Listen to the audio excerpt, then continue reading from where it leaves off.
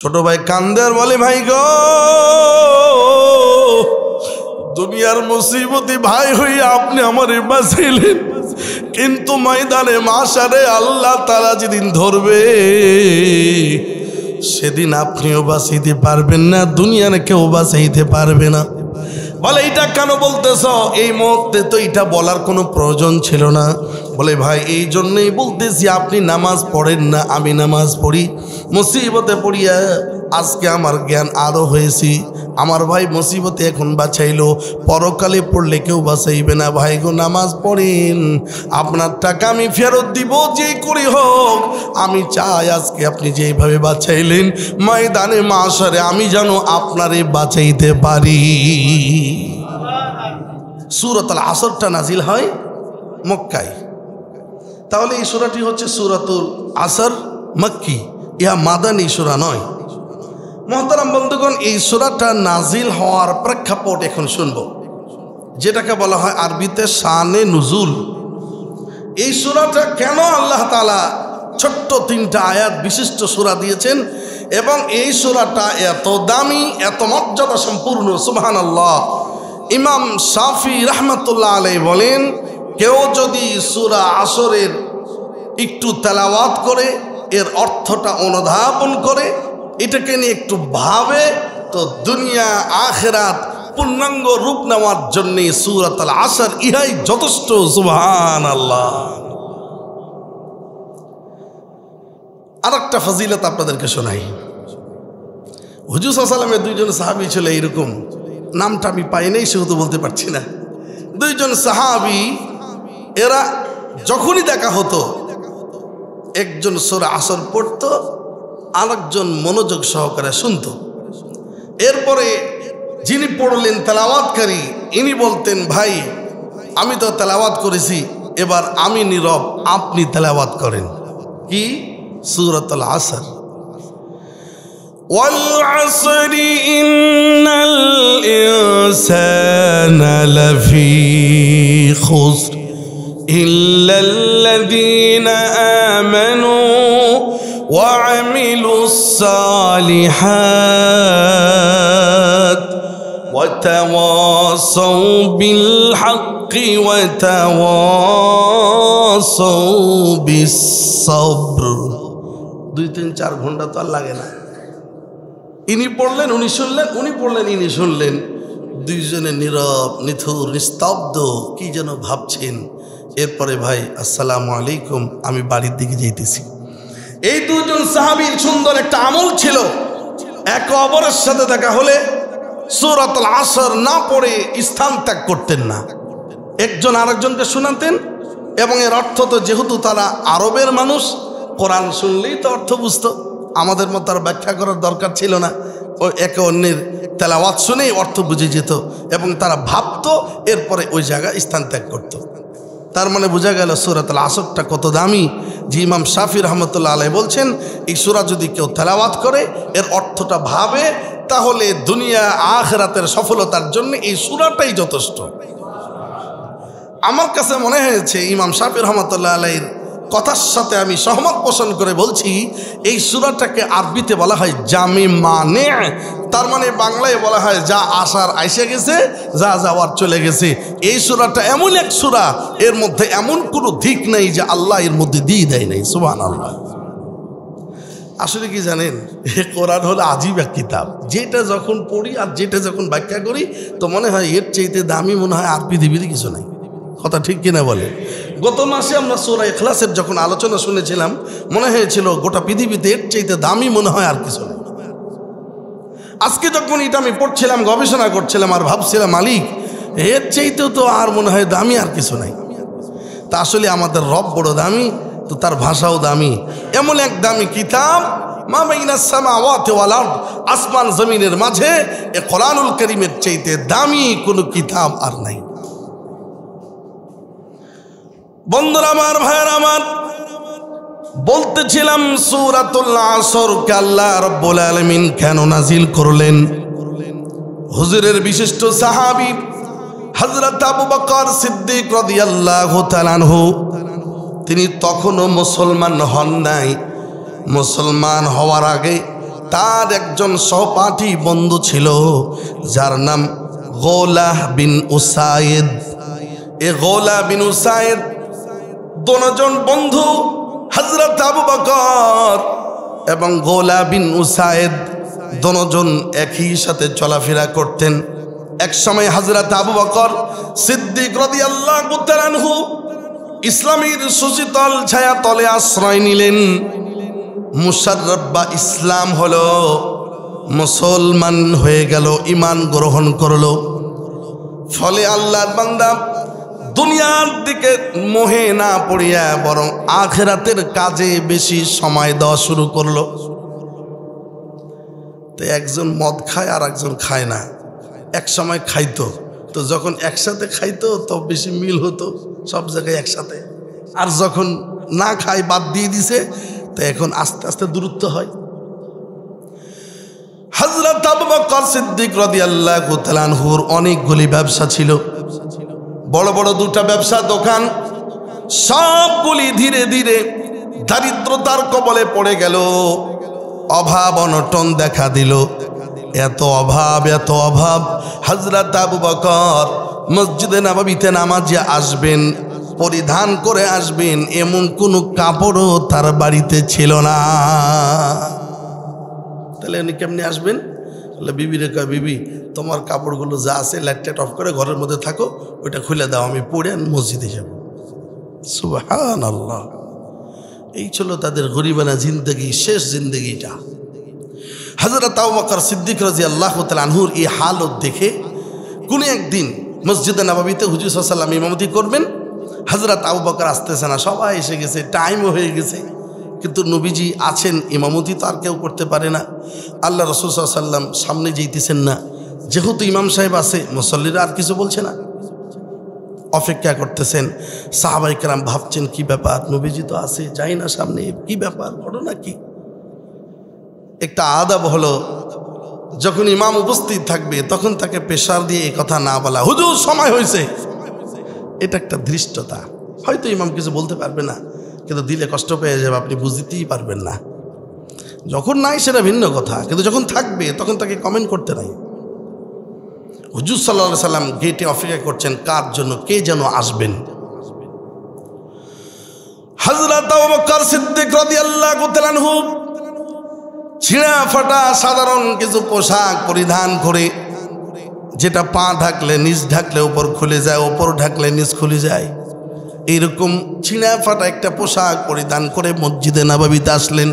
আল্লাহর হাবিব মুহাম্মদ আরবির কাছে জিবরাইল আমিন এসে গেছেন আবু বকরের আগে। জিবরাইল আমিন বলছেন, হুজুর আল্লাহ জানতে চাইছেন, আল্লাহর এক বান্দা আপনার সামনে এখনই হাজির হবে, প্রশ্ন করবেন আল্লাহর পক্ষ থেকে। আল্লাহ তাআলা যে হালতে হযরত আবু বকরকে রেখেছেন, এই অবস্থায় তিনি আল্লাহর প্রতি রাজি না খুশি, রাজি আর খুশি আছেন কিনা? আল্লাহর হাবিব বিশ্বনবী মুহাম্মদ আরবি জিবরাইল আমিনের কথা অনুসারে হযরত আবু বকর যখন এসে উপস্থিত হলেন, জিজ্ঞাসা করলেন, ভাই আবু বকর, আপনি যে হালতে এসেছেন, আপনি আল্লাহ তাআলার প্রতি রাজি আছেন তো? হযরত আবু বকর সিদ্দিক রাদিয়াল্লাহু তাআলা আনহু বলেন, হুজুর ওই আসমানের মালিক এই হালতে তার বান্দাকে রেখে যদি রাজি আর খুশি থাকে, আমি বান্দা হয়ে রাজি হয়ে গেলাম। সঙ্গে সঙ্গে জিবরাইল আমিন আয়াত নিয়ে আসলেন, রাদিয়াল্লাহু তাআলা আনহুম ওয়া রাদু আন। আল্লাহ রাব্বুল আলামিন বলেন, এমন এক সাহাবী নবীজি, এমন এক সৈনিক তৈরি করেছিলেন যাদের উপর আল্লাহ তাআলা রাজি আর খুশি ছিলেন। আর এই জন্যে ইনারাও সাহাবায়ে কেরাম রিদওয়ানুল্লাহি তাআলা আলাইহিম আজমাইন, ইনারাও আল্লাহর প্রতি রাজি আর খুশি হয়ে গিয়েছিল। মুহতারাম ভাইরা, আমি যে ঘটনাটা মধ্যখানে শুনিয়ে ফেললাম, এটা কিন্তু শানে নজুল নয়। মূলত শানে নজুল ওইটা, হযরত আবু বকর সিদ্দিক রাদিয়াল্লাহু তাআলা আনহুর হালত যখন খুব খারাপ হয়ে গেছে, এমন এক সময় ওই যে বন্ধু গোলা বিন উসাইদ সামনে এসে বলছেন, ভাই আবু বকর, তোমাকে কোন ভূতে ধরছে? তোমার গাড়ি ছিল, বাড়ি ছিল, ব্যবসা বাণিজ্য ছিল, একটা পরিবার ছিল, চমৎকার একটা প্রভাব প্রতিপত্তি তোমার মধ্যে দেখেছি, কিন্তু কোন ভূতে ধরলো, কোন ধর্ম গ্রহণ করেছ, সব তুমি হারিয়ে ফেলেছ, এটা কথা হইল নাকি? বন্ধু বন্ধুর প্রতি দরদ হবে কি হবে না?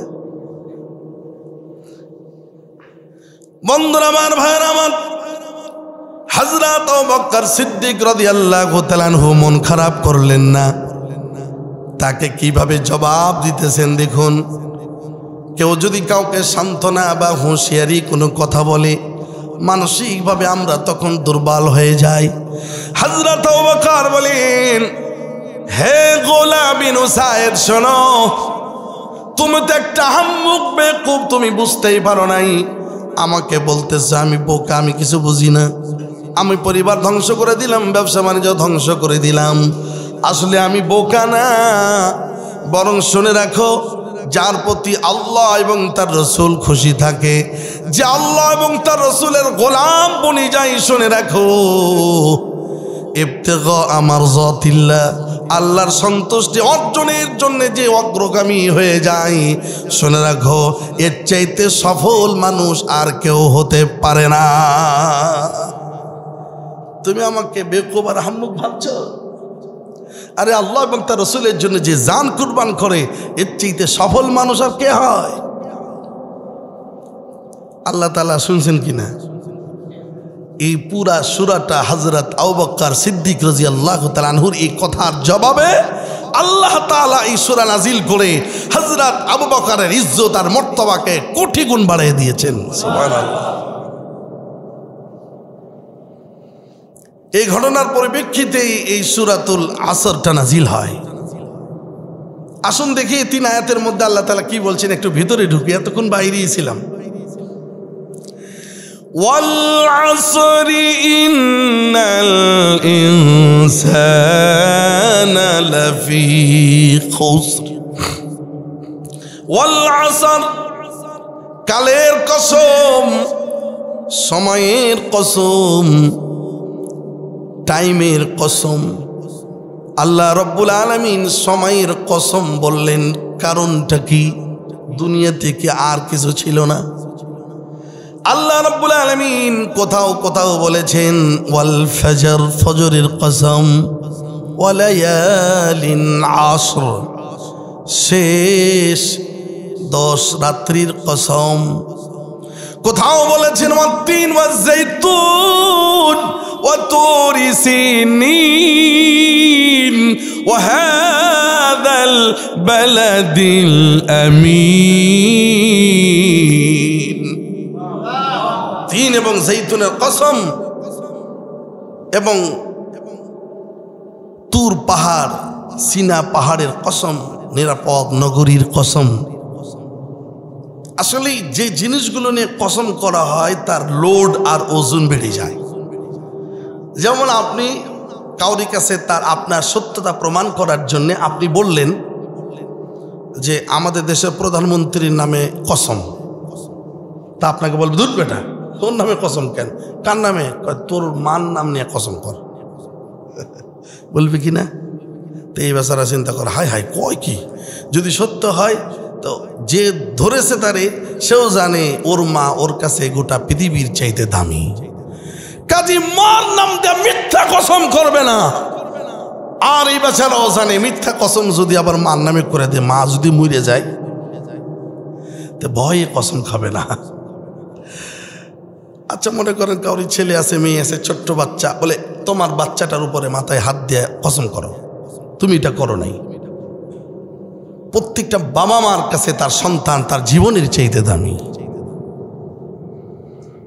তো আমার আপনার কাছে মা আর সন্তানের যেমন দাম আর কদর, আল্লাহ সুবহানাহু ওয়া তাআলা তিনি বুঝিয়েছেন, হে পৃথিবীর মানুষ, সময় এটা আমার কাছে তোমাদের মা বাবা সন্তান যেমন বড় দামি, গোটা পৃথিবীর মানুষ শুনে রাখো, আমার কাছে সময়টাও বড় গুরুত্বপূর্ণ একটা বিষয়, আমার কাছে বড় দামি বিষয়। কসম করে সময়ের মর্যাদা বৃদ্ধি করে দিলাম। বন্ধুরা আমার, ভাইরা আমার, সময়টা এমন একটা জিনিস। মোটরসাইকেল টান দিয়েছেন, পিছন থেকে গাড়ি পিছন থেকে আসতেছে, আপনার টান যদি 30 সেকেন্ডের জন্য আসতে হয়ে যায়, পিছনের গাড়ি ধাক্কা লেগে আপনাকে মেরে ফেলবে। ওভারটেকিং করতেছেন, 30 সেকেন্ড যদি আপনি ধীরে যান তাহলে আপনি পার হতে পারবেন না, অপর দিক থেকে আর এক গাড়ি এসে মেরে দিবে। তার মানে কয়েক সেকেন্ডের জন্য জীবন বেঁচে যেতে পারে, আবার কয়েক সেকেন্ডের জন্য জীবন চলে যেতে পারে। আপনি মনে করুন মৃত্যু মুখে পতিত হয়ে গিয়েছেন, আজরাইল এসে গেছে আর বলতেছে রেডি হও, তোমার সিম কার্ড খুলে ফেলবো।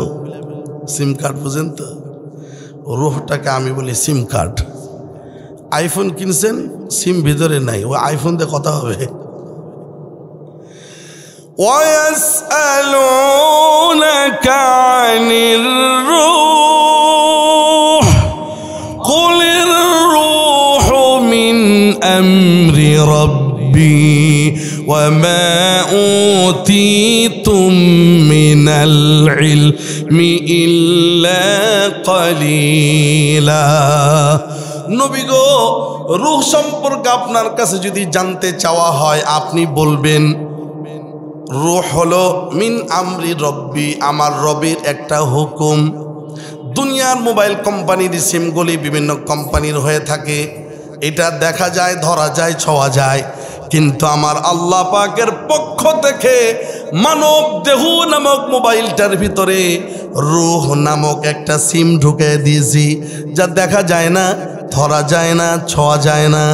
এমন একটা নিয়ামত আল্লাহ রব্বুল আলামিন দিয়েছেন।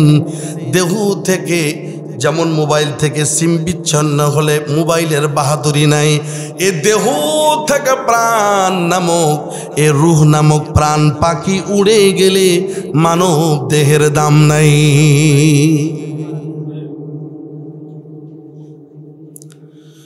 আজরাইল আমিন বলছেন আমি তোমার রূহটা বের করবো, রেডি হয়ে যাও। আপনি বললেন 5 সেকেন্ড সময় দাও, আমি আমার বিবিটাকে শেষবারের মতো দেখেনি। কয়েক মিনিট সময় দাও, আমার মাটাকে আমি দেখেনি। একটু সময় দে রে, আমার কলেজার টুকরা সন্তানের চেহারাটা একটু দেখেনি। বন্ধুরা আমার, ভাইয়ের আমার, মালাকুল মউত বলবেন সময় হয়ে গেছে আল্লাহর বান্দা, 1 সেকেন্ড আগেও হবে না, 1 সেকেন্ড পরেও হবে না, রেডি হয়ে যাও। ফাইযা জাআ আজালুহুম লা ইয়াস্তাখিরুনা সাআতাও ওয়া লা ইস্তাকদিমুন। 1 সেকেন্ড আগেও হবে না, 1 সেকেন্ড পরেও হবে না, যথা সময় আমার আপনার রূহটাকে বের করা হবে। এই জন্য মৃত্যুকে অনেক দূরে মনে করো না, মৃত্যু অনেক দূরে রয়েছে, অনেক সময় আমি পাবো এটা মনে করো না। মौत को मैं दूर समझो, मौत है अपना करीब। मौत को मत दूर समझो, मौत है अपना करीब। इतना फुर्सत न मिलेगी लब हिलाने ऐ गरीब। মৃত্যুর সময় যখন হয়ে যাবে 1 সেকেন্ডের জন্য ঠোঁট নড়ানোর সময় দেওয়া হবে না। সময় যখন হয়ে যাবে 1 সেকেন্ডও সময় দেওয়া হবে না। ভাইয়ের আমার, বন্ধুরা আমার, আমি বুঝাইতে চাইতেছিলাম সময়ের এত দাম, সময় এত দাম, তাই তো আমার আল্লাহ বলেন ওয়াল আসর, সময়ের কসম। সুবহানাল্লাহ বলেন। ইন্নাল ইনসানা লাফি খুসর। দ্বিতীয় আয়াতে চলে গেলাম। আমি শুধু সংক্ষিপ্ত ওয়াল আসরের আলোচনা করলাম, না হলে আসর দিয়ে 1 ঘন্টা লাগবে, কিন্তু আমাদের মূল সময় তো 1 ঘন্টা, তা আমি তো আরো সামনে আগাইতে পারবো না। ইন্নাল ইনসানা লাফি খুসর, নিশ্চয় সমস্ত মানুষই ক্ষতিগ্রস্তর মধ্যে রয়েছে। সমস্ত মানুষ, তার মানে এখানে শুধু মুসলমান ক্ষতির মধ্যে আছে তা না। মুসলমান অগ্নি পূজক, তারকা পূজক, গাছ পূজক, যত ধর্মের বর্ণের মানুষ হতে পারে, তাম পৃথিবীর সকল মানুষগুলি ক্ষতির মধ্যে আছে। খালি আলেম বাদ দিয়ে, না আলেমও আছে, তাহলে পীর সাহেবরা বাদ, না গাজাবাটি, এরাও এর মধ্যে আছে। সমস্ত মানুষকে আল্লাহ রাব্বুল আলামিন ডাকদা বলেন সমস্ত মানুষগুলি ক্ষতির মধ্যে আছে, তবে চারটা গুণ যাদের মধ্যে আছে ওই মানুষগুলি ক্ষতির মধ্যে নাই। কয়টা গুণ? তার মানে ছোট্ট একটা সূরা হলেও এতই সাজানো গুছানো, সুবহানাল্লাহ। বলে সমস্ত মানুষই বড়ই বিপদের মধ্যে আছে, তবে চারটা গুণ যাদের মধ্যে আছে এই লোকগুলি বেঁচে যাবে, সুবহানাল্লাহ। দুটি গুণ ব্যক্তিগত গুণ, দুটি গুণ, আর দুটি গুণ হলো সামাজিকগত গুণ। যেটা দুটি ব্যক্তিগত গুণ আল্লাহ রাব্বুল আলামিন বলেন ইল্লাল্লাযীনা আমানু ওয়া আমিলুস সালিহাত। হে ঈমানদার সমস্ত মানুষে তোমরা ক্ষতিগ্রস্ত, তবে জেনে রাখো যারা ঈমান এনেছে, আমলে সালেহ করেছে। ঈমান তো ব্যক্তিগত, ভালো আমল করা এটাও ব্যক্তিগত। আর পরের দুইটা আমি পরে যাইতেছি, আসুনি দুইটার ব্যাপারে একটু কথা বলি। বন্ধুরা আমার, ভাইরা আমার, এক নাম্বার, চারটার মধ্যে এক নাম্বার হলো ঈমান। হাদিস শরীফের মধ্যে আসছে তিনটা জিনিসের সমন্বয় হলো ঈমান। এক নাম্বার হলো ইকরার বিল লিসান, জবান দিয়ে স্বীকৃতি দেওয়া। দুই নাম্বার তাসদিক বিল জিনান, অন্তর দিয়ে তা বিশ্বাস করা। তিন নাম্বার আমল বিলাল কান, মাথা থেকে পা পর্যন্ত 3.5 হাত বডিতে ইসলামের সকল আহকামগুলি সেটিং ফিটিং করে নেওয়া। এই তিনটা জিনিসের সমন্বয় হলে এটার নাম ঈমান। বন্ধুরা আমার, ভাইরা আমার, এই তিন থেকে দোনোটা সাইডে রেখে দেন, এক নাম্বার থেকে ডাল বের হয়ে গেল 7টা। সুবহানাল্লাহ বলেন। এক নাম্বার হলো ইকরার বিল লিসান, জবান দিয়ে ঘোষণা করা। কেবল কি ঘোষণা দিবে? আমানতু বিল্লাহ, আল্লাহর প্রতি ঈমান এনেছি, এ কথা বিশ্বাস করবে। আল্লাহ, আজকে জুমার আলোচনায় বলেছিলাম আল্লাহ হচ্ছে ইসমে আজম, এমন এক নাম গোটা কোরআনুল কারীমের মধ্যে আমার আল্লাহ পাকের নাম কতবার এসেছে এটা আমার বিগত ওয়াজ। আপনাদের মনে না থাকলেও মাঝে মাঝে বলবো যেন মনে হয়ে যায়। আল্লাহু আকবার 2485 বার, 82 বার। আমারই তো মনে নাই ঠিক কথা, এই ধরনের আর কি। अल्लाह अल्लाह क्या मुबारक नाम है, अल्लाह अल्लाह मोमिनों का काम है। अल्लाह আল্লাহর প্রতি ঈমান এনেছি এ কথা মুখ দিয়ে ঘোষণা করতে হবে। শুধু তাই না, ওয়া মালাইকাতিহি ফেরেশতার প্রতি ঈমান আনা ঘোষণা দিতে হবে। অকুতুবিহি আসমানি সকল কিতাবের উপর, তার মানে ঈমানে মুফাসসালের বয়ান। ওয়া রুসুলিহি রাসূলের প্রতি ঈমান, সমস্ত নবী ও রাসূলদেরকে বিশ্বাস করে নেওয়া। এরপরে ওয়াল ইয়াউমিল আখির, কিয়ামত কায়েম হবে এই কথা বিশ্বাস করা। ওয়াল কদরি খাইরিহি ওয়া শাররিহি, ভাগ্যের ভালো মন্দ আল্লাহর পক্ষ থেকে, মিনাল্লাহি তাআলা আল্লাহর পক্ষ থেকে হয় এ কথা বিশ্বাস করা। 7ম নাম্বার হলো ওয়াল বাসে বাদাল মউত, মৃত্যুর পরে পুনরায় আল্লাহ জীবিত করবেন এটা বিশ্বাস করা। বিসমিল্লাহির রহমানির রহিম। ফানজুর إلى آثار رحمة الله كيف يحيي الأرض بعد موتها إن ذلك لمحيي الموتى وهو على كل شيء قدير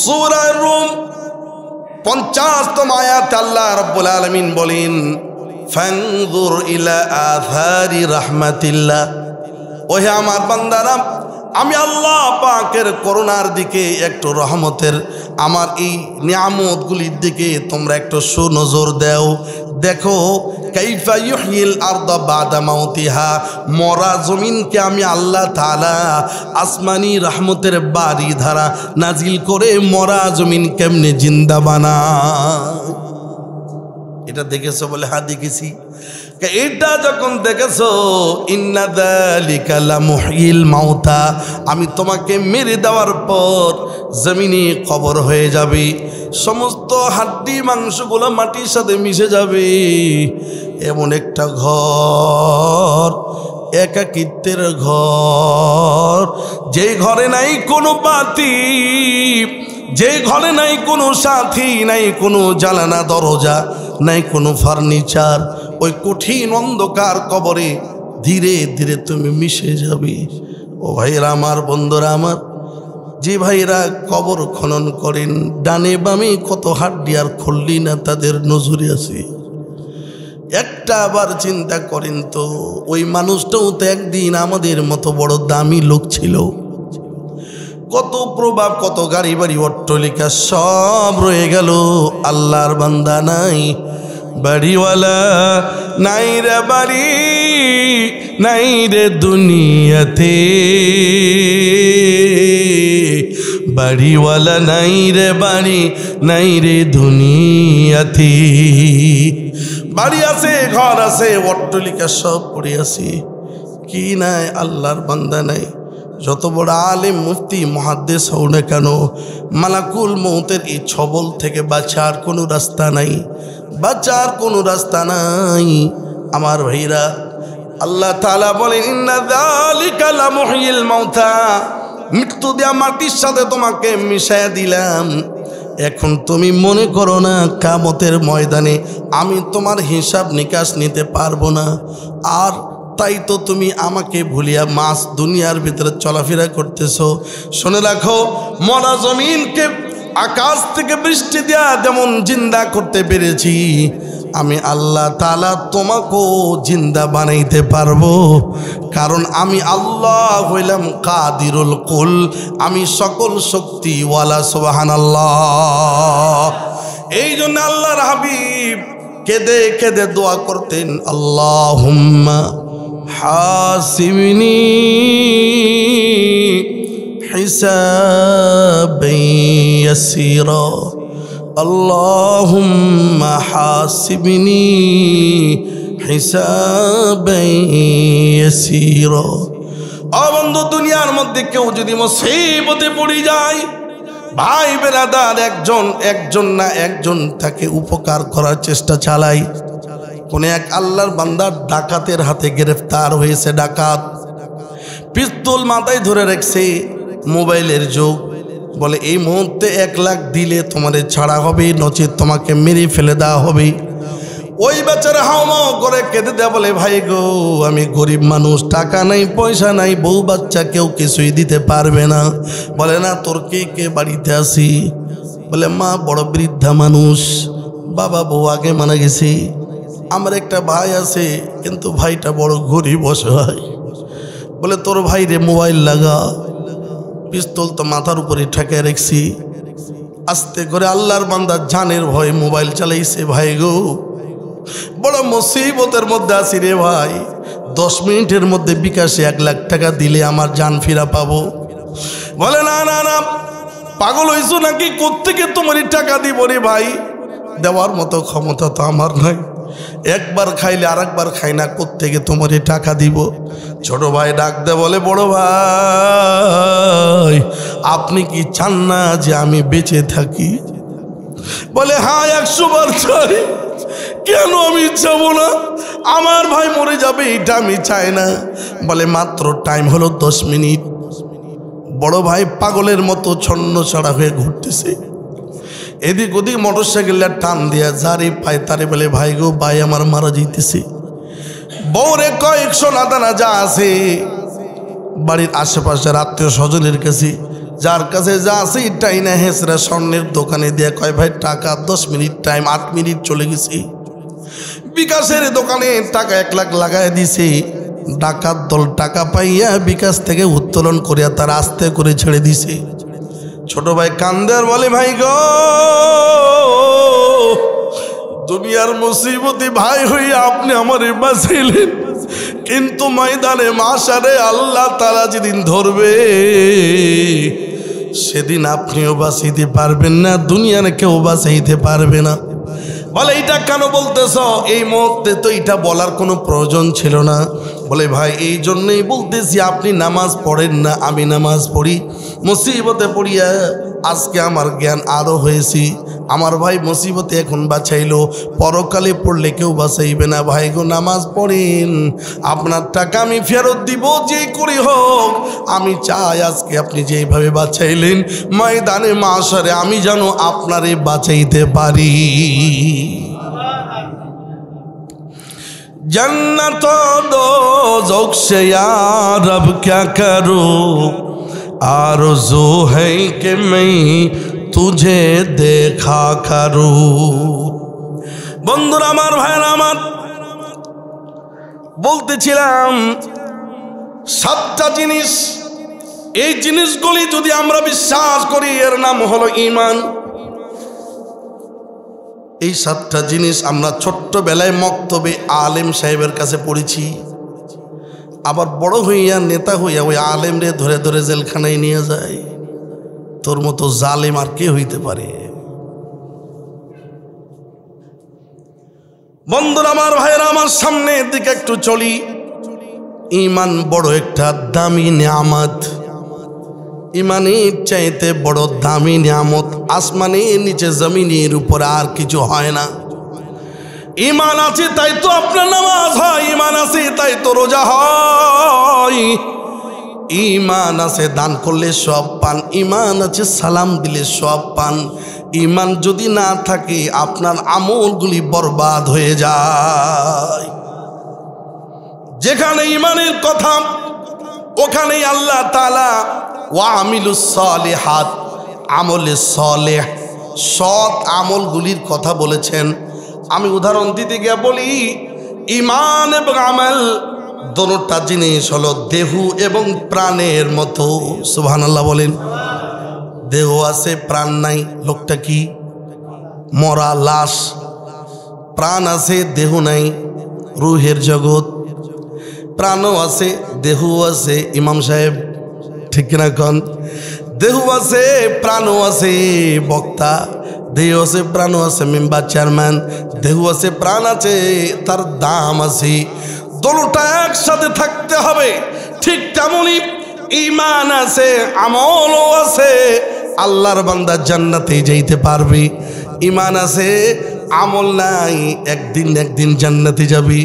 কিন্তু আল্লাহর বান্দার ঈমান নাই, আমল ভালো, কিয়ামত পর্যন্ত এরপরও কখনোই জান্নাতে যাইতে পারবে না। ওয়াল্লাযীনা কাফারু আ'মালুহুম কাসারাবুম বিকিআতি ইয়াহসাবুহুয-যামআনু মাআ হাত্তা ইযা জাআহু লাম ইয়াজিদহু শাইআ। সূরাতুন নূর আল্লাহ তাআলা বলছেন ওয়াল্লাযীনা কাফারু, সত্যত্যাগী কাফের যারা, আমালুহুম, এদের আমলগুলি। কাফেরের ঈমান আছে ভাইরা, তা ঈমান থাকলে তো কাফের হইতেই না। ওর ঈমান নাই, আছে আমল। কাফেররা কিন্তু ভালো ভালো কাজ করে। অনেক কাফের আছে না ভাই, হিন্দু ঘুষ খায় না, হিন্দু কিন্তু ঘুষ খায় না। তারপরে বিভিন্ন এনজিও, বিভিন্ন ব্রাক, বিদেশি সংস্থা ইহুদি খ্রিস্টান, অথচ মানবতার কল্যাণে হাজারো লাখো crore crore million trillion dollar তারা খরচ করছে। কাজ তো ভালো, আমল তো ভালো, ঈমান নেই, সারা পৃথিবী দান করলো, এই দান দিয়ে এক পয়সাও সওয়াব হবে না। আপনি আমি ঈমান আছে, আমল যতই খারাপ হোক ঈমান আছে, একদিন আল্লাহর বেহেশত পাবো। সুবহানাল্লাহ। মোহতারাম ভাইরা, আমি আপনাদেরকে ছোট্ট একটা ঘটনা শোনাবো, এরপরে আমরা সামনে আগাবো। ইমাম শামসুদ্দিন সাফিরি রহিমাহুল্লাহ, এই ইমাম বহুত বড় একজন ব্যক্তি ছিলেন, বহুত বড় আল্লামা, বুখারী শরীফের ব্যাখ্যাকার, বুখারী শরীফের তর্জমান ইমাম শামসুদ্দিন সাফিরি রহিমাহুল্লাহ। তিনি এক ঘটনা লিখেছেন, এইরকম তিনজন আবেদ, এরা হজ করার উদ্দেশ্যে বাড়ি থেকে বের হয়েছে। কয়জন আবেদ? আবেদ মানে এবাদত গুজার, আবেদ মানে এদের এলেম কালাম তেমন নাই কিন্তু এবাদতে পটু। এমন কিছু মুসল্লি আমার আছে আলহামদুলিল্লাহ, যারা মুয়াজ্জিন ইমামের আগে আগে মসজিদে আসে, কোরআন ধরলে হয়তো পারবে না, দোয়া দুরুস্ত তেমন বুঝে না, কিন্তু 5 ওয়াক্ত নামাজ পড়ে, আসে সবার আগে, বাইর হয় সবার পরে। এরকম ভালো লোক আছে না নাই? আবেদ হইলে খারাপ তা না, এলেম নেই কিন্তু আমল ভালো। তিনজন আবেদ মনে মনে ইচ্ছা করেছে, ভাই আমরা একযোগে আমরা হজে যাব। বেশ ভালো, তাও আবার পায়দাল জামাত, পায়ে হেঁটে। বহুদিন আগের ঘটনা, প্রাচীনকালের এই ঘটনা ইমাম শামসুদ্দিন সাফিরি রহমাতুল্লাহ আলাইহি রেকর্ড করেন। তিনজন আবেদ পায়ে হেঁটে যখন যাওয়া যাত্রা শুরু করেছে, মাঝে মাঝে ক্লান্তি আসলে রাত্রিবেলা জায়গা খুঁজে খুঁজে আরাম করে, দিনের বেলা আবার হাঁটে, রাত্রিবেলা আরাম করে। এইভাবে যেতে যেতে একটা এলাকায় গিয়ে পৌঁছছে, যে এলাকার সকল জনগণ খ্রিস্টান। রাত হয়ে গেছে, এখন কোথায় থাকবে? খুঁজে খুঁজে, মুসলমান তো একটাও নাই। তে সবাই বলছে যে ওই জায়গায় খ্রিস্টান হলেও ওনার একটা মেহমানখানা আছে, ওখানে মানুষরা সেবা নিতে পারে, তা আপনারা ইচ্ছা করলে বহিরাগত মেহমান এখানে থাকতে পারেন। কেউ পরামর্শ দিয়েছে, তিনজন গিয়া ওই ইহুদির বাড়িতে উঠছে। বাড়ির মালিকরা ডাকতে বলতেছেন, আমরা মুসলমান, আমরা অমুক এলাকা থেকে এসেছি, পায়ে হেঁটে হেঁটে হজে যাব, রাত্রি হওয়ার কারণে আপনার বাড়িতে মেহমান হতে চাই, আপনি যদি মেহেরবানি করে রাতটা আমাদের যাপন করতে দেন ভালো হয়। আল্লাহু আকবার। মেজবান বলা হয় যার বাড়িতে মেহমান আসে। এই মেজবান বেচারা বলে, হ্যাঁ হ্যাঁ, আমার ধর্ম যাই হোক, আপনার ধর্ম যাই হোক, কিন্তু আমরা তো মানুষ হিসাবে আপনার সেবা করা উচিত। আপনারা থাকেন, রাত্রিবেলা আমার মেহমানদারি গ্রহণ করবেন, আমার খাবার আপনারা গ্রহণ করবেন। রাত্রিবেলা খানা দানা দিতেছে। ও ভাইরা, যারা ঈমান নাই তাদের কি পর্দা পশিদা আছে নাকি? রাত্রিবেলা খাবার পরিবেশন করতে গিয়া সঙ্গে তার একটা যুবতী মেয়েও তিনজন আবেদের সামনে বারবার আসতেছিল। এই তিনজনের ভিতর থেকে একজনের কুনজর ও মেয়েটার প্রতি পড়ে যায়। আমি আগেই বলেছি, নারী এমন এক জিনিস, এমন এক ফিতনার কারণ। আল্লাহর হাবিব বলেছেন, আন-নিসাউ হাবাইলুশ শাইতান। মেয়েদেরকে শয়তানের পাতানো ফাঁদ বলা হয়েছে। মায়েরা যারা ওয়াজ শুনছেন রাগ করেন না, কারণ সব মহিলা যদি খারাপ হইতো আয়েশা হতো না, সব মেয়ে খারাপ হইলে খাদিজা তৈরি হতো না, সব মহিলা খারাপ হইলে ফাতেমা হইতো না, সব মহিলা খারাপ হইলে উম্মাহাতুল মুমিনিন তৈরি হতো না। আমাদের এই কোরআনের তাফসীর আমার মা বোনেরা যারা শুনছে, আমরা তো জানি আম্মাজান আয়েশা খাদিজার উত্তরসূরি, কথা ঠিক না বেঠিক? আর আমরা যেই নারীর গল্প করতেছি এ হলো তাসলিমা নাসরিনের খালাতো বোন, কথা ঠিক কিনা কর? বন্ধুরা আমার, ভাইয়েরা আমার, তিনজন আবেদের ভিতরে একজন আবেদ খানা গ্রহণ করার পাশাপাশি নজরটা দিয়ে ফেলেছে। ইবলিস শয়তান মানুষকে ক্ষতি করে, তার নজর দিয়া নজরটা যখন পড়ে গেছে, ইবলিস শয়তান মনের মধ্যে ওয়াসওয়াসা দিয়ে দিছে, আল্লাযী ইউওয়াসওয়িসু ফি সুদুরিন নাস মিনাল জিন্নাতি ওয়ান নাস। ইবলিস শয়তানকে আল্লাহ পাওয়ার দিয়েছেন আপনার রক্তের শিরা উপশিরায় ঢুকে আপনাকে কুমন্ত্রণা দিতে পারে। আজীব গরীব এক কথা আল্লাহ কোরআনে বলছেন যে ইবলিস শয়তান চতুর্দিক থেকে তোমাকে ধোঁকা দেয়। ثم لآتينهم من بين أيديهم ومن خلفهم وعن أيمانهم وعن شمائلهم ولا تجد أكثرهم شاكرين। আপনাকে ধ্বংস করার জন্য ইবলিস শয়তান সামনের দিক থেকে আসবে, কাজ হলো না পিছন দিক থেকে আসবে, পারলো না ডান দিক থেকে আসবে, পারলো না বাম দিক থেকে আসবে। চারদিক তো হয়ে গেল, তো এখনো বাকি আছে দুই দিক। কয় দিক? চারদিক দিয়ে আসবে, তো উপর দিক দিয়ে আসতে পারবে না, উপরে আমার রব সুবহানাহু ওয়া তাআলা। এখন নিজ দিকটা বাকি আছে। তো যে ব্যক্তি নামাজ পড়ে সিজদার মধ্যে পড়ে যায়, তো সিজদার মধ্যে পড়িয়ে যখন মালিককে ডাকে তো এই দিকটা ফাঁকা থাকে, তো এই দিক থেকে আল্লাহর রহমত আর বরকত ওই বান্দার উপর আসতে থাকে, শয়তান তাকে ধ্বংস করতে পারে না। সুতরাং সিজদার মধ্যে গিয়ে তোমরা আল্লাহর কাছে দোয়া করো। এখন প্রশ্ন হবে, হুজুর দুই হাত দিয়ে সিজদায় পড়ে থাকলে আবার দোয়া করবো কেমনে?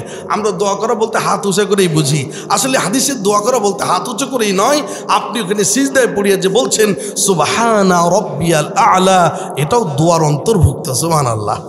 আপনার মন চাইলে ওখানে আপনি আরও দোয়া পড়তে পারেন, যতক্ষণ মন চায়। আপনি একাকী নামাজ পড়ছেন, তাহাজ্জুদ পড়ছেন, নফল পড়ছেন, আপনি যতক্ষণ মন চায় করতে পারেন। ইমামের ইক্তেদা করার কারণে তার সাথে সাথে করতে হয়, এটা তো ভিন্ন মাসআলা। ভাইয়ের আমার, বন্ধুরা আমার, ইবলিস শয়তান যে ওয়াসওয়াসা দিয়ে দিছে নজর। হযরত আলীকে নবীজি বলেছেন, আলী রে শোনো, পরনারীর উপর একবার নজর পড়লে আমি ক্ষমা করব, দ্বিতীয়বার নয়, নজর ফিরে নিবা। ভাইয়ের আমার, কোনো যুবক মনে করলো যদি নজর একবার পড়লে জায়েজ থাকে দিব নজর আর পলক ফেলবো না, তাহলে আবার একবার ধরা হবে না, ওই টাইমটা আল্লাহ হিসাব করে ডবল ডবল লিখে ফেলবে। আল্লাহর হাবিব দোয়া করেছেন, আল্লাহুম্মা তাহির কলবি মিনান নিফাক ওয়া আমালি মিনার রিয়া ওয়া লিসানি মিনাল কিযব ওয়া আইনি মিনাল খিয়ানা ফাইন্নাকা তা'লামু খাইনাতাল আ'য়ুনি ওয়া মা তুখফিস সুদূর। হে আল্লাহ, দিলটাকে আপনি পবিত্র বানায় দেন। নবীজি দোয়া করছেন, তাহির কলবি মিনান নিফাক ওয়া আমালি মিনার রিয়া, আল্লাহ আমার আমলগুলো মানুষ দেখানোর থেকে তুমি হেফাজত করো। ওয়ালিসানি মিনাল কিযব, মিথ্যা জবান দিয়ে বলা এই গুনাহ থেকে বাঁচাও। ওয়াইনি মিনাল খিয়ানা, চোখ দিয়ে যে আমানতের খেয়ানত হচ্ছে, পরনারী দেখে আমি খাহিশাতে নাফসানি পুরা করছি, আল্লাহ আমার চোখকে তুমি হেফাজত করো। ভাইয়ের আমার, বলতেছিলাম তিনজন আবিদের ভিতর থেকে একজন দেখে নারীর প্রেমে পড়ে গেছি। সকাল যখন হয়েছে, দুইজনের সাথে বলছে, বন্ধু চলো। বলে না না না, হজ আমি করতে যাব না, তোমরা যাও। আমার মনে একটা জিনিস লেগে গেছে, আমি এটা না পাওয়া পর্যন্ত যাইতে পারবো না। দুইজন সাথে এত আদর করে বুঝানোর পরও আল্লাহর বান্দার হেদায়েত কপালে নাই। ও বন্ধুরা আমার, ভাইরা আমার, যাদেরকে কুফরি ধরে বসবে, আল্লাহ যাদেরকে হেদায়েত না দিবে, এদেরকে যতই ভয় দেখান আর না দেখান, এরা ঈমান আনবে না। ইন্নাল্লাযীনা কাফারু সাওয়াউন আলাইহিম আ'আযারতাহুম আম লাম তুনযিরহুম লা ইউমিনুন। খাতামাল্লাহু আলা কুলুবিহিম ওয়া আলা সামঈহিম ওয়া আলা আবসারিহিম গিশাওয়াতু ওয়া লাহুম আযাবুন আযীম। ভয় দেখান আর না দেখান, লা ইউমিনুন, ঈমান আনবে না। আবেদ যখনই বাড়াবাড়ি শুরু করলো, দুইজন চিন্তা করলো এর সাথে বাড়াবাড়ির দরকার নেই, ওকে ওর হালেতে ছেড়ে দাও, চলো আমরা হজে যাই। তো দুইজন হজে চলে যায়। যে একজন রয়ে গেল, এই মেয়ের বাবাকে ডাকছে। ডাকার পরে বলে, আপনার বাড়িতে সদস্য একটা মেয়ে আছে, এটা কি আপনার মেয়ে? বলে হ্যাঁ। বলে আমার মন চাইছে আমি তাকে বিয়ে করব।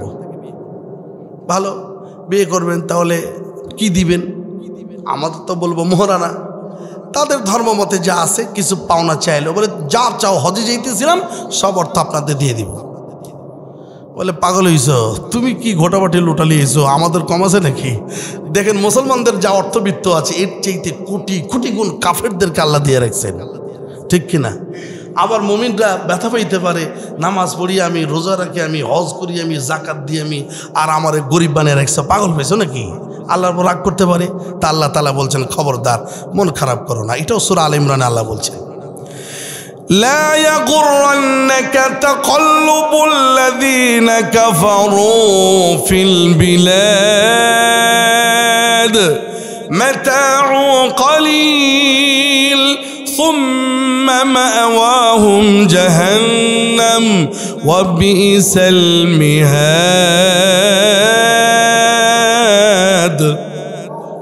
আল্লাহ রাব্বুল আলামিন বলেন, ওহে আমার ইমানদার ধোকা খায়ও না। শহরে যত বড় 110 তলা টুইন টাওয়ার, গাড়ি বাড়ি অট্টালিকা কাফেরদেরকে দিয়েছি, তোমারে আমি কম দিয়েছি, এটা দেখে মন খারাপ করিও না, কারণ পরকালে ওদের কিচ্ছু নাই, তাই তো দুনিয়ায় সব দিলাম। তোমার জন্য পরকালে সব আছে, তাই তো দুনিয়ায় তোমাকে একটু কম দিলাম, রাগ করিও না। মাতাউ কলিল, এদেরকে যা দিয়েছি খুবই সামান্যতম। সুম্মা মাওয়াহুম জাহান্নাম, কাফেরদের ঠিকানা জাহান্নামী। অবিসাল মিহাদ, আর ইহা কতই না নিন্দনীয়, কতই না জঘন্য একটা স্থান। জাহান্নাম আমরা বানাইছি না আল্লাহ বানাইছে? বারাক ওবামা বানাইছে? নরেন্দ্র মোদী বানাইছে? আল্লাহ তাআলা বানিয়েছে। আবার নিজেই বলছেন কত জঘন্য। তার মানে জাহান্নামের খবর আপনি আমি বেশি জানি না, জানেন তো সেই রব যিনি জাহান্নামকে বানিয়েছেন। কথা ঠিক না বেটি? আল্লাহু আকবার। দুইজন হাজি হজ করিয়া বাড়ির দিকে চলে গেল। আল্লাহর বান্দা ইহুদি লোকটাকে যখন প্রস্তাব দিলেন, আপনার মেয়েকে বিয়ে করব, আমার তো যা আছে সব দিয়ে দিলাম। ইহুদি বলে এগুলা দেয়া হবে না, এইগুলা রাখো, আমার মেয়েকে যদি পাইতে হয় তোমার কাছে দামি একটা জিনিস আছে, ওইটা আমারে দেওয়া লাগবে। সেটা কি বলেন তো? তার নাম ঈমান। তার মানে তোমার ঈমানকে ছেড়ে দিয়া এই মুহূর্তে যদি আমার ইহুদি ধর্ম গ্রহণ করো, আমার মেয়েটা তোমাকে উপহার দিয়ে দিব। আল্লাহ রাব্বুল আলামিন সূরা মাইদার ৫ম আয়াতে আল্লাহ তাআলা বলেন, ওয়া মান ইয়াকফুর বিল ঈমানি ফাকাদ হাবিতা আমালুহু ওয়া হুয়া ফিল আখিরাতি মিনাল খাসিরিন। ওয়া মান ইয়াকফুর বিল ঈমান, ঈমানের পরিবর্তে কেউ যদি কুফরিকে ধারণ করে, ঈমান ছেড়ে দিয়া বেঈমানিটাকে কেউ যদি ধরে নেয়, ইহা যদি গ্রহণ করে, ফাকাদ হাবিতা আমালুহু, তার জীবনের সমস্ত আমলগুলি বরবাদ হয়ে গেল, ক্ষতিগ্রস্তদের মাঝে সে গণ্য হয়ে গেল। ভাইরা আমার, সূরা জুমারের 65 আয়াতে আল্লাহ তাআলা বলেন, ওয়ালাকাদ উহিয়া ইলাইকা ওয়া ইলাল্লাযীনা মিন ক্বাবলিক লাইন আশরাকতা লা ইয়াহবাতান্না আমালুক ওয়া লা তাকুনান্না মিনাল খাসিরিন। নবী গো, আপনার কাছে এবং আপনার পূর্বপুরুষ যত নবী রাসূল এসেছে সকলের কাছে আমি এই ওহীর বার্তা পাঠিয়েছি। কি পাঠিয়েছেন? লাইন আশরাকতা, কেউ যদি শিরিক করে বসে, কুফরি করে বসে, লা ইয়াহবাতান্না আমালুক, তার সমস্ত আমলগুলোকে আমি আল্লাহ বরবাদ করে দিব। 10 মণ দুধের মধ্যে একটু খিস পড়ে গেলে শেষ। বন্ধুরা আমার, ভাইয়েরা আমার, অল্প সময়ের ভিতরে আমরা শেষ দিকে চলে যাব। একটু মেহেরবানি করে মনোনিবেশ করুন, এই দিকে আগ্রহ নিয়ে খেয়াল করেন। বন্ধুরা, যখনই ঈমান চাইছে, এই লোকটাকে ইবলিস শয়তান এমনভাবে ধরছে, বলে হ্যাঁ ঠিক আছে, আমি ইহুদি হয়ে গেলাম, আপনার মেয়েকে আমার সাথে বিয়ে করায় দেন। বিয়ে হয়ে গেল। কিতাবের মধ্যে লিখেছে আল্লাহর বান্দা বিবাহের পরে সংসার শুরু করলো, একটা করে করে 2টা ছেলে জন্মগ্রহণ করলো। এইভাবে ইহুদি ধর্মের উপর ওই লোকটা ইন্তেকাল করলো, মারা গেল। ইহুদিদের গোরস্থানে তার দাফন হয়ে গেল। 2 জন হাজি যেনারা হজে গিয়েছিলেন বাড়িতে ফিরলেন। আশেপাশের আত্মীয় স্বজনেরা বলে, আমাদের হাজি কই? ওকে হাজি না পাজি? जमजम पिया तब न गया प्यासा जगर की, जमजम पिया तब न गया प्यासा जगर की, जमजम पिया तब न गया प्यासा जगर की, काबा में गया तब न गया इश्क बुतू की। জমজমের পানি পান করলে হাজি হওয়া যায় না, কারণ তোমার দিলের মধ্যে আল্লাহ এবং রাসূলের মহব্বত নাই। তোমার তো দিলের মধ্যে নারীর মহব্বত, তোমার দিলের মধ্যে সুদ আর ঘুষের মহব্বত, তোমার দিলের মধ্যে দুনিয়ার মহব্বত, তাগুতি শক্তির মহব্বত, আল্লাহ পাকের মহব্বত নাই। তো তুমি মক্কা মদিনা ঘুরলেই সুদের আর ঘুষের টাকা দিয়ে কার হজ হবে? কি কর এইরকম সবাই না। হাজি সাহেবরা রাগ করেন না, কারণ আমিও তো হাজি। যারা হজে যায় সবাই খারাপ এটা না, কিন্তু ওর তামাম ব্যবসায়ী সুদের উপরে, সমস্ত ঘুষের উপরে প্রতি বছর হজে যায়। এই হজ না সফর, এ তো সফর করে আসে। ভাইরা আমার আত্মীয় স্বজন আইসা বলে আমাদের হাজি কই? বলে ভাই গো, দুইজন আমরা হজ করেছি, আপনাদের ভাই এই ঘটনা ঘটে গেছি, কি হয়েছে আমরা জানি না, তবে আমরা তো চলে গেছি। বলে না না না, নিঃসন্দেহে তোমরা দুইজন আমাদের সাথীকে মেরেছ, নিঃসন্দেহে তোমরা মেরে ফেলেছ। বলে না না না, আমরা তো আল্লাহর ঘর তওয়াব করার জন্য গিয়েছি, আমরা কেন আমাদের সাথীকে মেরে ফেলবো? এই ঘটনা বিশ্বাস করো। বলে না, এটা বিশ্বাস করতে পারি না। বলে যদি তাই হয় তাহলে চলো যেখানে রয়েছে আমরা তাকে তালাশ করে বের করি। সঙ্গে আরো কয়েকজন এলাকার থেকে জুড়ে গেল। এই দুইজন হাজি সাহেব সহ পুনরায় তারা আবার ওই জায়গায় গিয়ে পৌঁছলো যেই জায়গায় হাজিকে রেখে চলে গেছিল। ভাইরা আমার, বন্ধুরা আমার, খুঁজে খুঁজে ওই ইহুদির বাড়িটা বের করলো। ইহুদির বাড়ির সামনে গিয়ে যখন এই দুইজন পুরাতন হাজি সাহেব সহ আরো কয়েকজন মুসলমান গিয়ে হাজির হলো, ইহুদিকে ডাকতে বলা হলো, আমাদের সাথী আবেদ কই, বের করে দেন। বলে কেমনে বের করব? আল্লাহ তো তারই নিয়ে গেছি। ওরা তো আর আল্লাহর কয় না, ঈশ্বর। সে মারা গিয়েছে। আমার মেয়ে বিবাহ করার পর দুটি ছেলেও তার ওরজ্জা সন্তান হয়েছে এবং আমাদের ধর্ম মতে সে মারা গিয়েছে।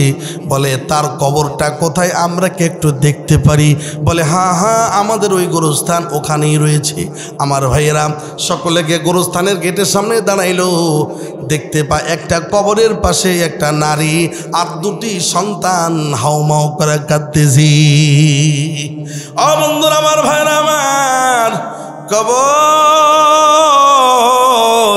দুই গজ ওই মাটির গুহা, ছোট্ট তোমার ঘর, থাকবে না কেউ সঙ্গে সেথাই আপন কিংবা পর।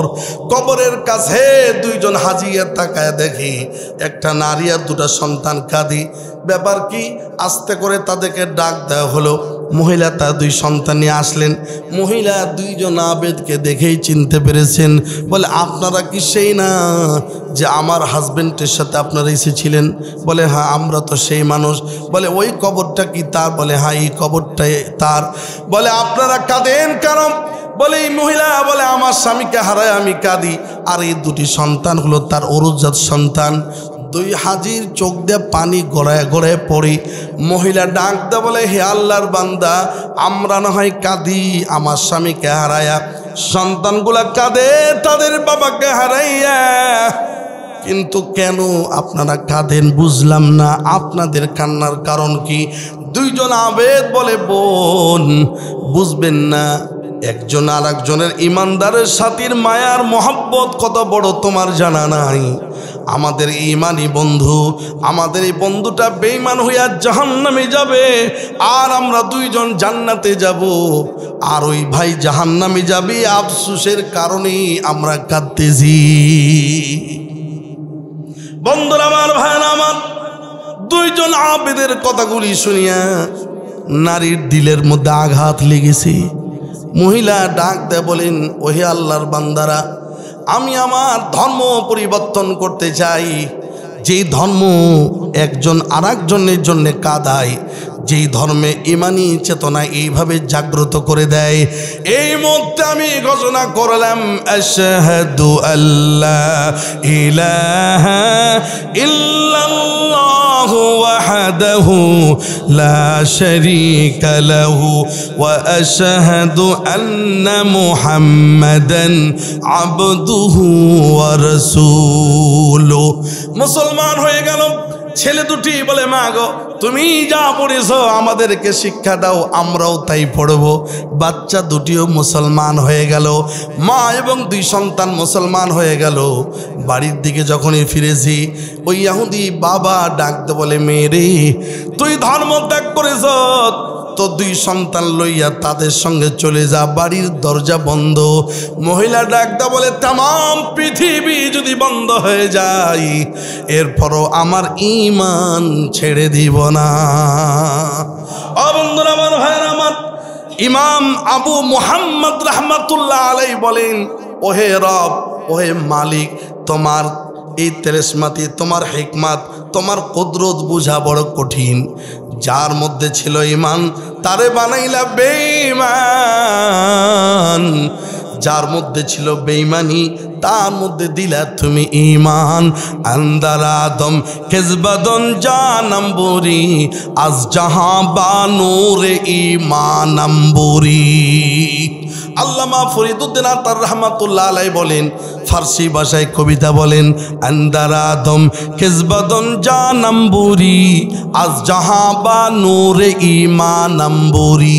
ওহে রব, যেদিন আমি মারা যাব আমার রূহ পাখিটা উড়ে যাবে, আমার আত্মাটা বের হয়ে যাবে, জায়গাটা তো খালি হবে।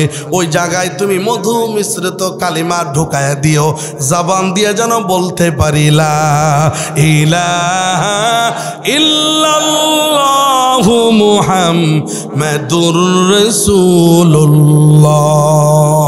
ভাইরা আমার, কষ্ট হইতেছে? আর একটু সময়ের মধ্যে শেষ হবে। সূরা আসরের মধ্যে আলোচনা হবে 4টা পয়েন্টে।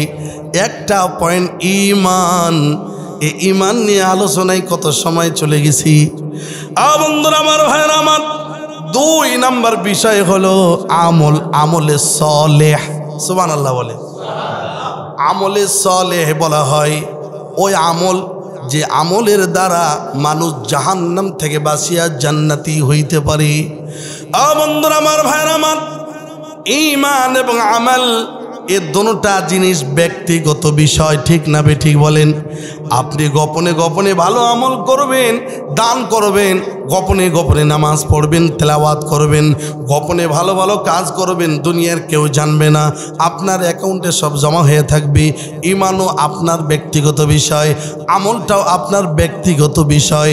এই আমলের দ্বারা মানুষ জাহান্নামী হয়, আবার আমলের দ্বারা মানুষ জান্নাতি হয়। আমল যদি ভালো হয় জান্নাতি হবে, আমল যদি খারাপ হয় জাহান্নামী হবে।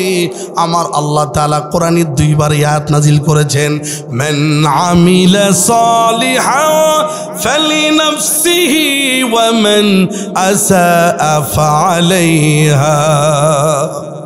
আল্লাহ তাআলা বলেন, তোমরা যদি কেউ ভালো আমল করো তো এটা তোমার অ্যাকাউন্টে জমা হবে, আর ওমান আসাফা আলাইহা, তোমরা যদি কেউ খারাপ কাজ করো, খারাপ আমল করো তো এটা তোমার উপরই বর্তাবে। ওয়ালা তাজিরু ওয়াজিরাতু উযরা উখরা। এই আয়াত গোটা কোরআনে 5 বার আল্লাহ বলেছেন তোমার বোঝা তোমাকেই বহন করতে হবে, আরেকজন বহন করে দিবে না। মুহতারাম বন্ধুগণ, সময় স্বল্পতার কারণে 2টি পয়েন্ট আমি রেখে দিলাম। আসুন আর 2টা পয়েন্টে চলে যাই।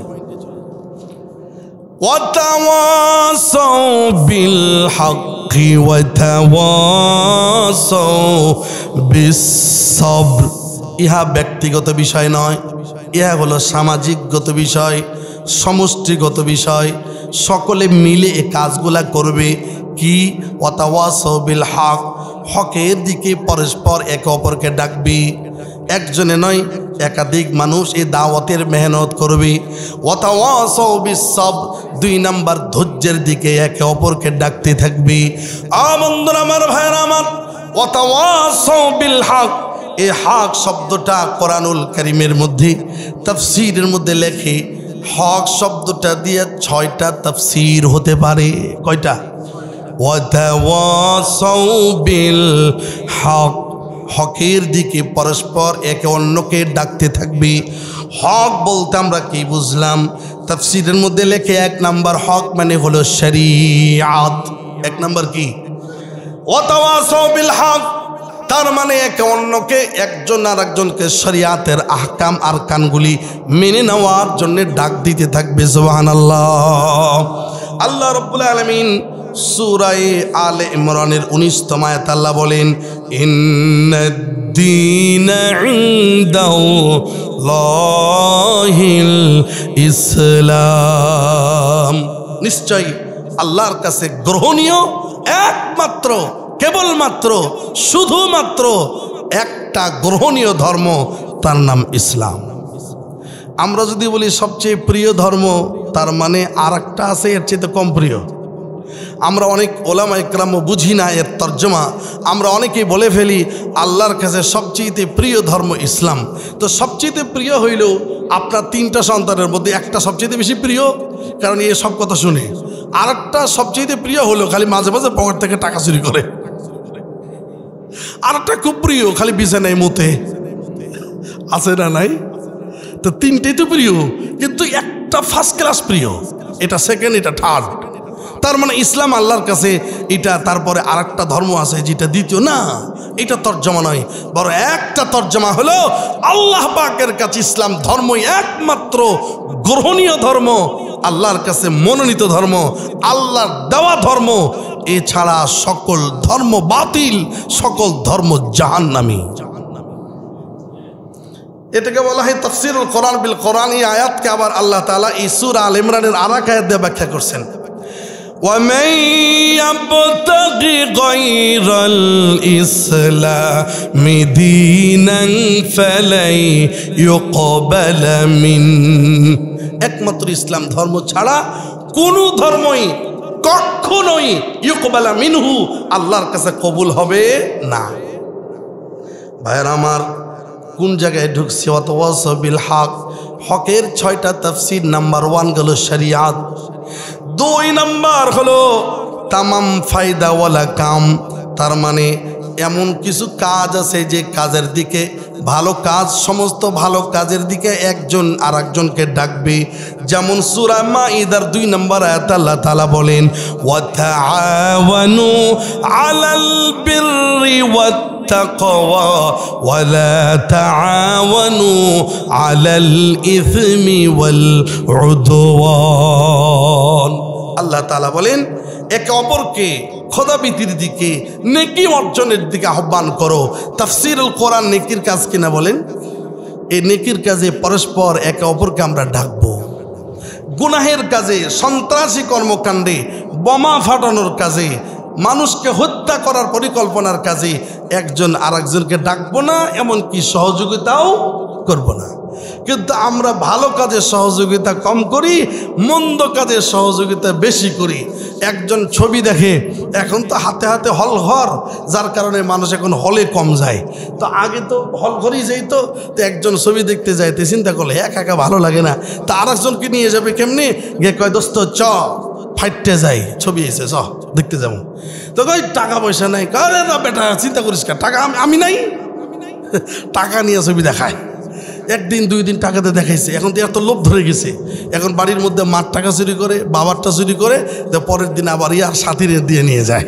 তার মানে খারাপ কাজে মানুষ একজন আরেকজনকে অর্থবিত্ত, রুনা লাইলারে নিয়ে আসবেন, তাসলিমা নাসরিরে নিয়ে আসবেন।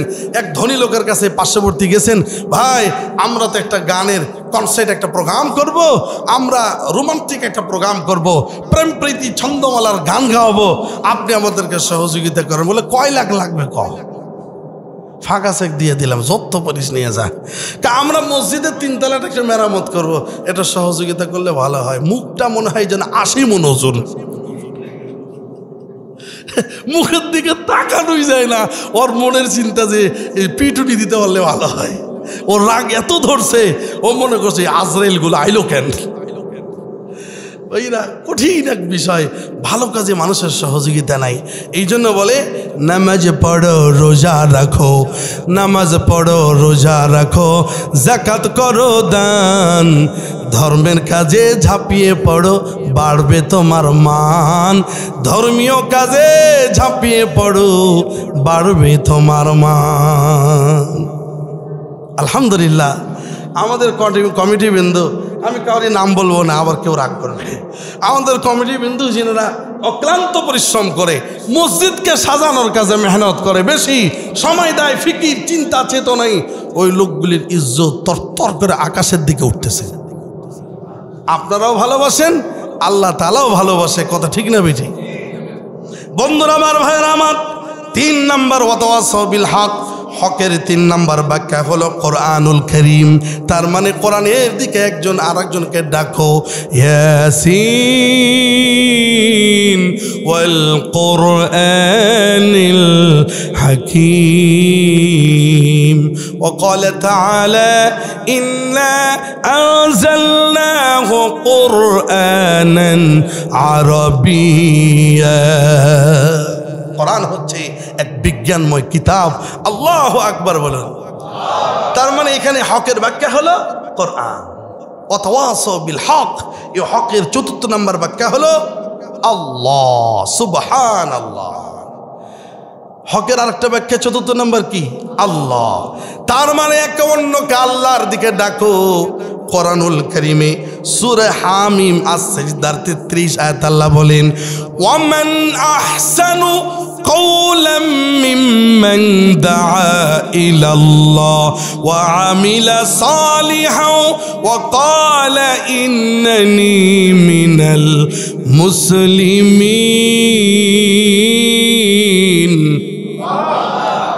ওই ব্যক্তির চাইতে উত্তম কে হতে পারে যে আল্লাহর দিকে ডাকে, সুবহানাল্লাহ।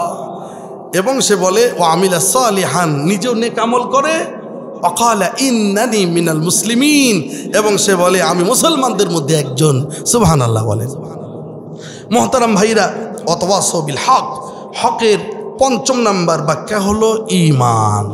তার মানে পরস্পর একে অপরকে ঈমানের দিকে ডাকুন। যেমন কোরআনে আল্লাহ বলছেন, ওমাই ইয়াকফুর বিল ঈমান ফাকাদ হাবিতা আমালু, যদি কেউ ঈমানকে ফেলে দিয়া কুফরিকে ধারণ করে তাহলে তার সমস্ত আমল বরবাদ হয়ে যাবে। বন্ধুরা আমার, ভাইরা আমার, ওয়াতাওয়াসাউ বিল হক, হকের 6 নাম্বার ব্যাখ্যা হলো তাওহীদ, একাত্মবাদ। একাত্মবাদের দিকে আহ্বান করো, বহুত্ববাদের দিকে নয়। অমুসলিম ভাইয়েরা, অমুসলিম বন্ধুরা 33 কোটি দেবদেবীর পূজা করে। আমরা মুসলমানেরা বলি আমাদের রব হলো আল্লাহু আহাদ, আল্লাহু সামাদ, আল্লাহু লাম ইয়ালিদ ওয়া লাম ইউলাদ, আল্লাহু ওয়া লাম ইয়াকুল লাহু কুফুয়ান আহাদ। আমরা আর ওই কথা বলি আমার আল্লাহ শিখিয়ে দিয়েছেন, ওয়া ইলাহুকুম ইলাহু ওয়াহিদ লা ইলাহা ইল্লা হুয়ার রহমানুর রহিম। সূরা আল বাকারা 163তম আয়াতে আল্লাহ তাআলা বলছেন, আমি এক রব, আমি হলাম একা, লা ইলাহা ইল্লা হুয়া, আমি আল্লাহ ছাড়া আর কেউ নেই, আর রহমান আর রহিম, আমি অতীব দয়ালু, আমি অত বড় দয়া ক্ষমাশীল, আমি তোমাদের জন্য একমাত্র এক রব, সুবহানাল্লাহ। তো वाहिद है मगर लाखों दिलों में तेरा मस्कन, तेरा वहदत का क्या कहना, तेरा कसरत का क्या कहना। আল্লাহ আপনি একা, অথচ বহু মানুষের অন্তরে আপনার প্রেম আর মহব্বত। তোমার একাত্মবাদের কি বয়ান করব আর বহুত্ববাদের কি বয়ান করব? ওয়াতাওয়াসাউ বিল হক চলে গেলাম, চলে আসুন ওয়াতাওয়াসাউ বিস সাবর। 4th নাম্বার হলো ধৈর্য। as-sabr এই শব্দটা 3টা অর্থে ব্যবহার হয়। কয় নাম্বার ভাইরা? নাম্বার 1 সাবর আনি তাআত, 1 নাম্বার হলো ইবাদতে ধৈর্য ধারণ করা।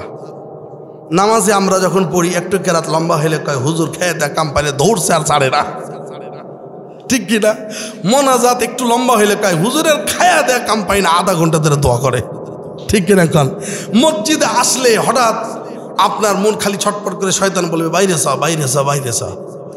তা আপনি যদি ইবাদতে মনটাকে জমায় রাখতে পারেন, ধৈর্য ধরে রাখতে পারেন, এটা একটা সবর, সবর আনিত তাআত, ইবাদতের মধ্যে নিজেকে কন্ট্রোল করুন, ইবাদতের মধ্যে নিজেকে অটুট রাখুন, ইবাদতের মধ্যে নিজেকে অবিচল রাখুন। নবী করিম সাল্লাল্লাহু আলাইহি ওয়াসাল্লামকে আল্লাহ তাআলা বলছেন ওয়ামুর আহলাকা বিসসালাহ, নবী গো আপনার পরিবারের সবাইকে নামাজের আদেশ দিন, অস্তাবির আলাইহা, আপনি নিজেও নামাজের অটল থাকেন। লা নাসআলুকা রিজকা, আপনার কাছে খাবার চাই না, আমি আল্লাহ তাআলা নাহনু নারযুক, আমি তো তোমাদের খাবার দিয়ে থাকি। ওয়াল আকিবাতুল তাকওয়া, আর যারা খোদাভীতি অর্জন করে শেষ পরিণতি এদের উত্তম। সুবহানাল্লাহ বলেন।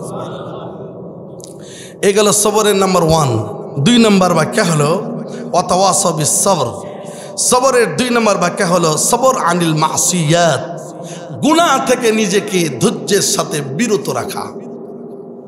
গুনাহ করতে মন চায়, গান বাজনা এটা খুব সহজ হয়ে গেছে, হাতে হাতে মোবাইল, ইয়ারফোন দিয়ে ঠিক মতো শুনি, এত গান শুনি, গান শুনতে শুনতে ফজর হয়, মানে রাত্রিবেলা দিয়ে ঘুমেছে, ঘুম চলে এসছে তো সারা রাত গান বাজছে, আবার ঘুম ভাঙলে তখনও মজা করে শুনে। মোহতারাম ভাইরা, আল গিনা ইউমবিতুন নিফাকা কামা ইউমবিতুল মাউ যারা, নবীজি বলছেন গান বাজনা দিলের মধ্যে মুনাফিকি সৃষ্টি করে, যেমনভাবে বৃষ্টির পানি আগাছা জাগিয়ে দেয়, তোমার দিলের মধ্যে এই গান বাজনা মুনাফিকি সৃষ্টি করে। এই জন্য কোরআনুল কারীমের তেলাওয়াত শুনবেন, ভালো ভালো আলোচকদের কোরআনের বয়ান শুনবেন, গান বাজনা আমরা ফিরে আসার চেষ্টা করি। পারবো তো ভাইরা ইনশাআল্লাহ? মোহতারাম ভাইরা, সবরের 3 নম্বর ব্যাখ্যা হলো সবর আনিল বালা, যে কোনো মুসিবতে পড়ে গেলে, অসুস্থতা একটা মুসিবত, অসুখ বিসুখ হলে এই সময় ধৈর্য ধারণ করা। কোরআনুল কারীম আল্লাহ তাআলা বলছেন ইয়া আইয়ুহাল্লাযীনা আমানু ইসতাঈনু বিস-সাবরি ওয়াস-সালাহ, হে ইমানদারগণ আমার কাছে সাহায্য চাও 2টা রাস্তায়, নাম্বার 1 নামাজ, 2 নম্বর হলো ধৈর্য। ওয়াতাওয়াসাউ বিস-সাবর, এই সবরের ওয়াজ করলে আরও 2-1 ঘন্টা সময় লাগবে, আমি আর সময় দিতে চাই না। আমি শুধু বলতে চাই সূরাতুল আসর ওয়াল আসর ইন্নাল ইনসানা লাফি খুসর, আল্লাহ তাআলা বলেন কালের কসম, সমস্ত মানুষ ক্ষতিগ্রস্তর মধ্যে, তবে 4টা কাজ থেকে যারা বিরত থাকবে এরা সফল। 1 নম্বর ঈমানওয়ালা, 2 নম্বর আমলে সালেহওয়ালা, 3 নম্বর যারা হকের দাওয়াত দেয়। হক বলতে 6টা প্রকার, সব এসে গেল। হকের দাওয়াত দেয় যারা একে অপরকে আল্লাহর দিকে, কোরআনের দিকে, ঈমান তাওহীদের দিকে, শরিয়াতের দিকে। তারপরে 4th নাম্বার হলো ধৈর্যের দাওয়াত দেয়, ধৈর্যের দিকে মানুষকে আহ্বান করে, ভাই সবর করো, ভাই সবর করো। যেমন হজে গিয়েও আমরা যদি একটু তাড়াহুড়া করি তো সৌদিয়ান পুলিশরা আপনাকে আঘাত করবে না, ডাকতে বলে ইয়া হাজি সবর সবর সবর, ইয়া হাজি সবর, ইয়া হাজি সবর, মানে হে হাজি সাহেব একটু সবর করো। তো ওরা এই আমলটা করছে ওয়াতাওয়াসাউ বিস-সাবর। সুবহানাল্লাহ সুবহানাল্লাহ। আমার আপনার কতটুকু আমল? সৌদি সাধারণ পুলিশরাও যে কথাগুলো বলে তো ওদের কথার মধ্যে কোরআনের আয়াতের আমল চলতেছে। সুবহানাল্লাহ।